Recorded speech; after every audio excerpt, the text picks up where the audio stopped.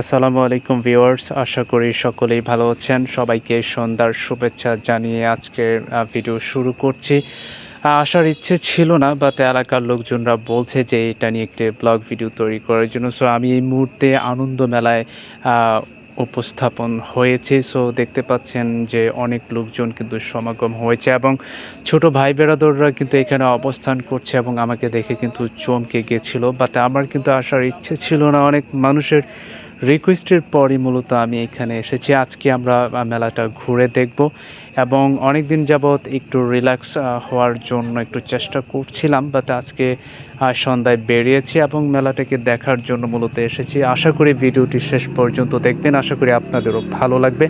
So গ্রাম বাংলার এই ঐতিহ্য মেলাগুলো আসলে সবার কাছে ভালো লাগে। অনেকেই কিন্তু প্রচণ্ড গরমের কারণে বাড়িতে থেকে বোরিং হয়ে যাচ্ছে। সে কারণেই কিন্তু যেহেতু বর্ষা এবং শীতলকা ব্রহ্মপুত্র নদীর পাশে মূলত এই মেলাটি অবস্থান করছে এই মুহূর্তে। আমি শুনেছি যে মেলাটি ১ মাস অথবা ১০-১২ দিনের জন্য মূলত বসেছে, এরকমই ইনফরমেশন আমি পেয়েছি।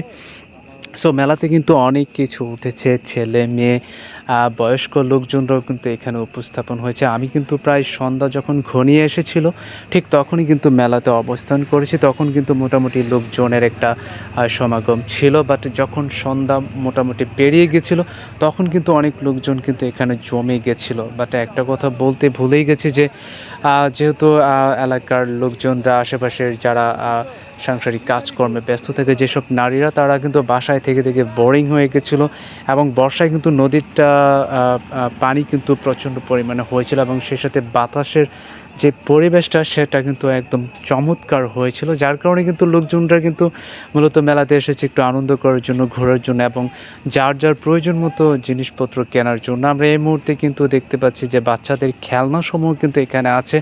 যারা উঠতে ইচ্ছুক তারা দোলনায় এবং নৌকাতে উঠতে পারবে। সেই সাথে কিন্তু বাচ্চাদের রেল গাড়িও কিন্তু এখানে আছে এবং আপনারা দেখতে পাচ্ছেন যে নিমকি, বিভিন্ন জিলিপি এবং অনেক ধরনের খাবার পণ্য কিন্তু নিয়ে তারা বসেছে মেলাতে।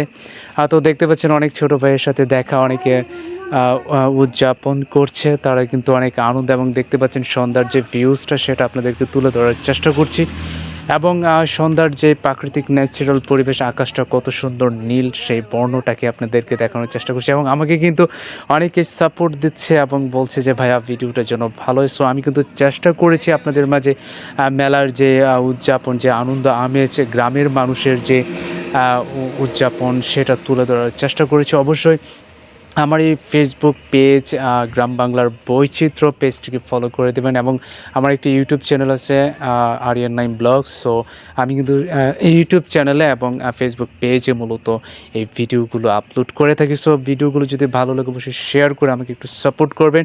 আমি একদমই নতুন এই পেজটিতে। সো সব কিছু মিলিয়ে কিন্তু অসাধারণ একটি পরিবেশ। অনেক মানুষের এখানে ঝালমুড়ি থেকে শুরু করে ফুচকা, দই এবং আদার্স যত খাবার, বিশেষ করে মেয়েদের যে খাবারগুলো পছন্দ, তারা কিন্তু এখানে কিন্তু বেশি পরিমাণে কিন্তু উঠেছে এবং দোকানদার মোটামুটি ভালো বসেছে, সেটা আমি দেখতে পেয়েছি।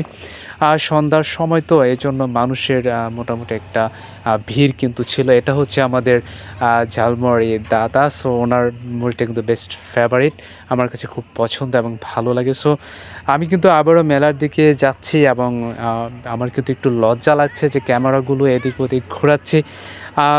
এই কারণে লজ্জা লাগছে যে অনেক মেয়েরা কিন্তু আমার দিকে তাকিয়েছিল, বাট অনেক ছেলেরাও কিন্তু অচেনা মানুষগুলো কিন্তু আমার চোখের সামনে পড়েছিল, যার কারণে ক্যামেরার মাঝামাঝি কিন্তু আমি ধরেছিলাম। সেই সাথে মিনহাজ এবং শুভর সাথে দেখা, তারা কিন্তু আমাকে দেখে খুবই খুশি হয়েছে এবং এলাকার মানুষজন কিন্তু তারা আমাকে অনেক রেসপন্স করে, রেসপেক্ট করে। সো আমি চেষ্টা করি গ্রামের বিভিন্ন চিত্র তুলে ধরার এবং যারা প্রবাসে থাকেন এবং ঢাকার বাইরে এবং বিভিন্ন বাংলাদেশের শহর অঞ্চলে থাকেন, তারা কিন্তু তাদের জন্মভূমিটাকে দেখতে পায়। আর গ্রাম বাংলার ঐতিহ্য, সৌন্দর্য কিন্তু সবার কাছে ভালো লাগে। সো দোলনাটাও কিন্তু ঘুরছে, মানুষজন কিন্তু ওঠার চেষ্টা করছে। তো যাই হোক, আসলে বেশি কিছু বলতে চাই না। আজকের মেলা বা আনন্দ উপভোগটা কেমন লেগেছে আপনাদের অবশ্যই কমেন্টসের মাধ্যমে জানাবেন। আর এমন একটি পরিবেশ আপনাদের কেমন লাগে সেটা অবশ্যই জানাবেন। আপনারা দেখতে পাচ্ছেন যে মেলাতে কিন্তু ঘুরছে অনেকেই এবং ট্রেন গাড়িও চড়ছে। সো আর বেশি কিছু বলতে চাই না, আমি আসলে একটু বেশি কথা বলি। সো কেউ কিছু মনে করবেন না, অবশ্যই ক্ষমার দৃষ্টিতে দেখবেন। সো আজকের কথা বাড়াবো না, অবশ্যই আবারও দেখা হবে অন্য কোনো গন্তব্যে। এই যে আমাদের একটি ভাইয়ার সাথে দেখা হয়েছে, উনি ওনার পরিবার নিয়ে মূলত এখানে ঘুরতে এসেছে। আমাকে বলেছিল আরেকটু আগে আসলে অনেক ভালো হতো, পরিবার নিয়ে এসেছি। সো আমি বলেছি ঠিক আছে ভাই, সমস্যা নাই, ঘোরো। উনি মূলত অটো গাড়ি চালায়, আমিও অটো গাড়ি চালাই। সো অটো গাড়ি চালানোর মধ্য দিয়ে আর কি সবার সাথে এরকম পরিস্থিতির মধ্যে সম্মুখীন হতে হয়। সো বন্ধুরা, আজকের কথা বাড়াবো না, সবাই ভালো থাকবেন, সুস্থ থাকবেন। আবারও দেখা হবে অন্য কোনো গন্তব্যে, অন্য কোনো সময় এবং অন্য কোনো গ্রামের চিত্র নিয়ে। খোদা হাফেজ।